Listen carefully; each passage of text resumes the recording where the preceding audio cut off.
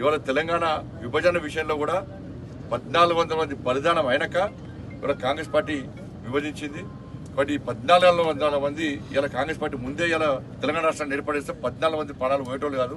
కాబట్టి అప్పుడు త్యాగం చేసినారు దేశభక్తులు, ఇప్పుడు తెలంగాణ కోసం వీళ్ళు త్యాగం చేసినారు అని చెప్పి ఒక స్ఫూర్తిదాయకమైన సందేశం ఇచ్చారు. దాన్ని వ్యక్తీకరించారు. త్యాగాలు ఏమైనా ఆర్టికల్ 3 అనేది రాజ్యాంగం ప్రకారంగా తెలంగాణ రాష్ట్ర ఏర్పాటు జరిగింది. ఈ రాష్ట్ర ఏర్పాటును ఒక దేశ విభజనతో ఎలా పోలుస్తారు? దేశ విభజనప్పుడు కానీ ఇప్పుడు కానీ 14 మంది చచ్చిపోవడం కారణం ఎవరు కారణం? 14 మంది బలిదానం కావడానికి కారణం పెద్దమ్మ చిన్నమ్మ బీజేపీ అన్నది కదా సార్.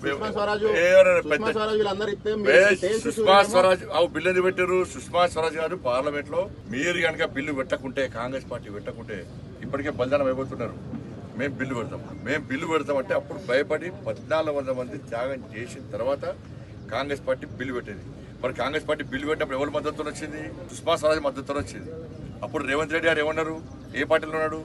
కాంగ్రెస్ పార్టీలో ఉన్నాడు. బలిదేవత అని ఎవరు అన్నాడు? సోనియా గాంధీని బలిదేవత అన్నారు. ఎవరు? రేవంత్ రెడ్డి గారు టీడీపీలో ఉండి. కరీంనగర్ యుద్ధ పేరు రణబేరి అవుతుంటే తుపాకీ పట్టుకుని ఉద్యమకాలను చంపడానికి రేవంత్ రెడ్డి గారు ఇవాళ తుపాకీ పట్టుకొని బయలుదేరాడు. ఇలా బీజేపీని విమర్శించేటువంటి కాంగ్రెస్ పార్టీ మంత్రులు ఎవరు క్యాబినెట్ లో ఉన్నారు? మీరు ఎవరు క్యాబినెట్ లో ఉన్నారు? తెలంగాణ ఉద్యమకాలను చంపుతా అన్నటువంటి వ్యక్తి క్యాబినెట్ లో ఉన్నారు. మీ నాయకురాలు సోనియా గాంధీని బలిదేవత అన్నటువంటి క్యాబినెట్ లో మీరున్నారు. ఫస్ట్ దానికి సమాధానం చెప్పండి. ఇప్పుడు మురళీ